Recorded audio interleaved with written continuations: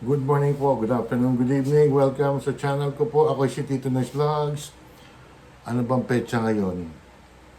24 po na Agosto. Napakabilis ang araw, no? Si Jose Marichan, lalabas na naman mga babayan ko. Thank you po dun sa nanood last Friday, ah. Maraming salamat, to. Ang bad news is, na-misplace ko yung listahan ko sa shoutout. Alalanin ko na lang. Mga kababayan ko, isang gobernador ng bandang norte, mga babayan ko. Sige, sa Bulacan po. Napakalaki ng Bulacan po, mga babayan ko. Ilang bayan ba yan? Madami. Hindi ko na naano lahat. Isang nangangalang Gobernador Dan Scorpio Knights Fernando, mga kababayan ko, na walang kaalam-alam sa nangyayari sa lalawigan niya. Hindi po bayan niya na lalawigan, buong lalawigan ng Bulacan po. Parang ikaw ang chief executive dyan. Kumbaga sa mga babayan ko sa Amerika, may state ng California. Alam niyo, ang isang governor sa Amerika, pwedeng maging presidente po. Tingnan mo si Clinton, dating governor yan, si Bill Clinton ng Arkansas. Naging presidente siya. Pero itong governor na ito, mga babayan ko, medyo mahaba ang interview ni Ted Filon. Hatiin ko na lang sa kalahati kasi 17 minutes. Pero kayo na humusga kay Dan Fernando. Tama ba yun? Dan Fernando. May Dan Fernandez eh. Taga Laguna. Ang gobernador namin dito, mga babayan ko, si Gob Sol Aragones. May alam po siya. Talagang on hand siya talaga, mga baba. Pero itong gobernador na to, 3 termino na, hindi niya alam na may 41 billion pesos na budget para sa flood control po. Ano nangyari sa Bulacan nga? Ito na po. Ang probinsya po ng Bulacan, magkano po ang inyong budget? Budget po lamang ito, ninyo, para po sa infrastructure o... At saka, pagmasdan nyo po or pakinggan nyo po, parang walang kaalaman, parang hesitant siyang sumagot. Ay, wala po. Alam niyo, nag-release siya ng executive order, yung nagkabaha-baha ng mga babayan ko. Too late na. Mga flood control projects po. Sa inyo pong term, nakakamagkano na po kayo? Ngayon pong taon, magkano? Last year, magkano ang yung first term po ninyo? Do you remember? Wala po akong blastos pong hawak. Nasa pinasasaan po natin engineering office. Estimate po ninyo. Estimate. May mga project po tayo. Opo. Mga estimate po ninyo, mga May magkano po? project po tayo. Siguro less than mga 900 po. 900 million lang. Opo. 900 po. Pakinggan nyo. 900 million. Opo, 900 million. Okay. Kung Bulacan po ito. Awang Yes, gobernador. of course, kasi Bulacan po ating pinag-uusapan eh. Governor, Governor, ngayon pong taon o even last year, do you remember magkano po ang naging alokasyon sa inyo ng National Tax Allotment? Teka, wala pong hawak na datos dito. Nasa treasurer's office po natin. Pero, wala pong hawak dito. Pero, Imposible na walang hawak na datos, mga babayan ko. Pag mga ganyan na interview na impromptu, affront, mga kababayan ko, may mga staff ka naman dyan. Imposibleng wala kang tablet dyan. Pwede mong silipin. Hindi handa ang gobernador, mga babayan ko. Kung sumagot, mga babayan ko, sorry po parang nursery. Sorry po. hindi nyo ba natatandaan kung magkano ito, more or less po, kasi Grabe. palagay ko madaling matandaan yan, Oo, taon-taon eh. Halimbawa Alam po, niyo noong yan. 2021, ang inyong Nagmamang-maangan lang, budget ewan ko lang, 5.09 billion, no?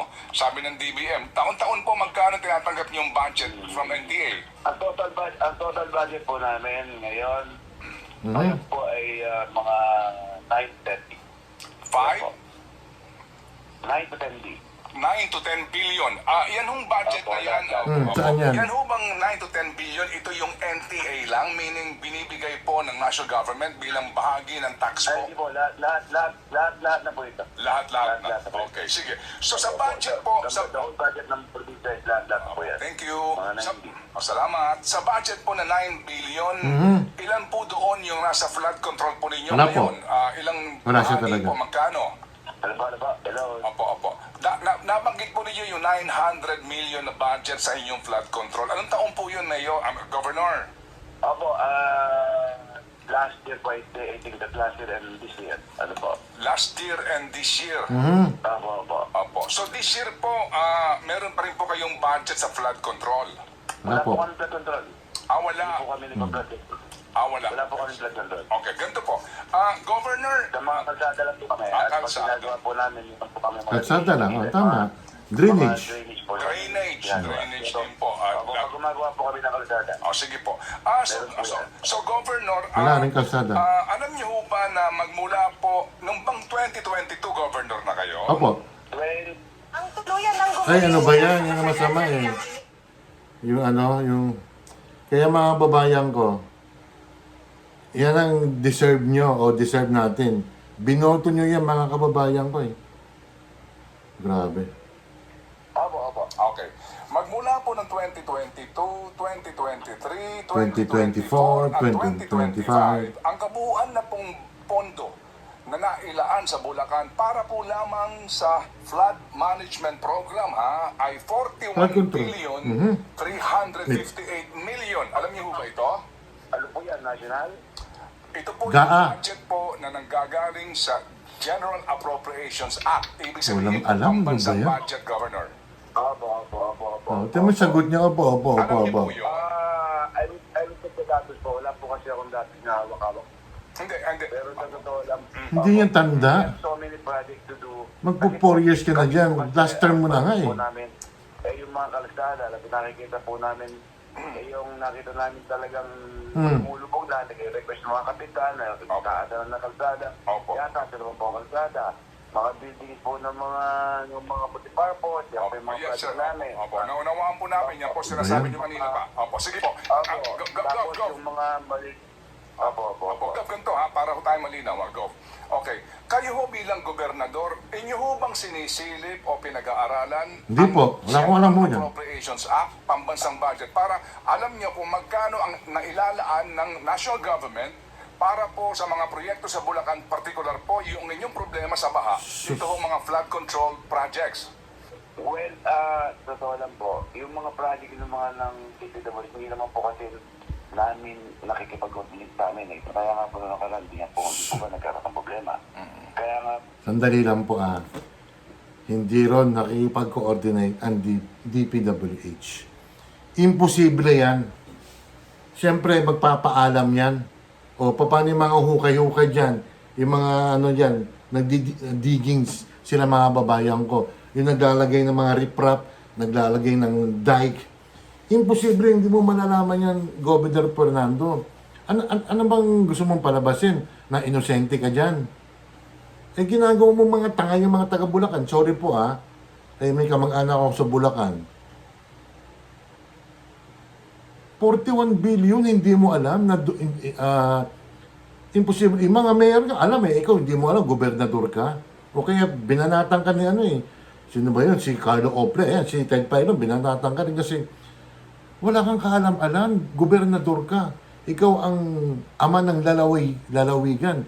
Hindi ama ng isang bayan, hindi ka ama ng Hagonoy, Kalumpit, Bukawi.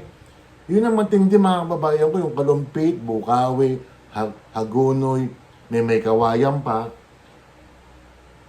Hindi mo lang tinanong yung mga congressman ng mga yung mga proponents dyan, bakit nagkaganito? 41 billion, nasa lang yun 2022, wala na kasi si Pangulo Duterte nun. O 2023, 24, 25. 3 taon, 41 billion. May butal pa nga 41 billion, 300 million plus pa. Tapos ang resulta, tinan nyo nangyayari. Sa Hagonoy, yung mga ibang tao ron, yung bahay nila, pinag-iiwanan nila. Binebenta nila ng palugi.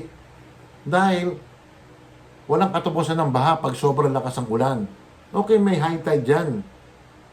Siguro hanggang ano lang, hanggang sakong lang. Pero, tingnan nyo mga babayan ko, kalahati ng bahay. Mabuti, kung may second floor sila, walang problema. Bungalow po eh. Oh, halos 5 feet ang baha. Ang ombudsman naman mga babayan ko, pasensya na po huwag sana akong maimbestiga mga babayan ko. Bakit napakabagal nyo? Yung 6 na Congress, mga mambabatas siya sa Bulacan, bakit hindi niyo pa iniimbestigahan? Oh, namimili talaga kayo eh. Balik tayo kay Governor. Governor, mabuti ka pa. Last term mo na yan. Magpapahinga ka ng 2028, 29, 30. Hanggang 31, siguro. 20, yan. 3 years ka magpapahinga. O, sino magiging governor yan? May endorse ka ba? Walang katapusan ng baha, mga babayan ko yan. Maski sino maging presidente, sana si Sara nga. Kaya lang, medyo, alam niyo na, mahirapan ng Pangulong papalit kay Marcos, mga babayan ko. Grabe yung baha, mga babayan ko. Parang nasanay na tayo, pinagbumura nga kay mga taga-Bulacan eh. Tapos maglalabas ka ng executive order. Kasi hindi rin nagpapaalam. Kailangan dadaan daw sa opisina mo. Bakit ngayon lang? Ginagawa mong yung mga tao dyan sa Bulacan eh. Pasensya na po Marami tayong pag-uusapan pa mga nasa korupsyon na yun eh. Inaano tayo eh. Yung binobola tayo, binubudol tayo. Yung iba naman yan, nagpapabola. Maabutan na ng 5,000. Ang gabait ni gobernador. Ang bait ni mayor, kinakalimutan na eh. Habang buhay ang ma-experience na baha. Okay lang sa amin, hindi nagbabalo ito. Pero yung mga ibang lalawigan, grabe, nakakaawan. Paano sila magtatrabaho? Yung mga tricycle doon, ang tataas na ng mga nila, ang tawag doon, yung gulong nila, napakataas na. At saka yung sa mga pampasahero, yung tricycle nga, sobrang taas kasi pag di sila naghanap buhay, sila, magugutom yung pamilya nila, di ba? Tapos yung mga congressman dyan, yung mga 6 na mambabatas niya sa Bulacan, sitting pretty sila sa mga bahay nilang malalaki, mga mansyon. Mga nag-a-abroad pa nga yung mga hayop na yan eh. Hindi mura yun O yun na mga babayan ko, sige, sa shoutout ko, nakalimut sa kayong listahan ko. Huwag na lang, baka makalimutan ko iba dyan sa mga paloob eh. Shout out na lang sa inyo lahat mga babayan ko. Mag-iingat po kayo. Salamat. Bye.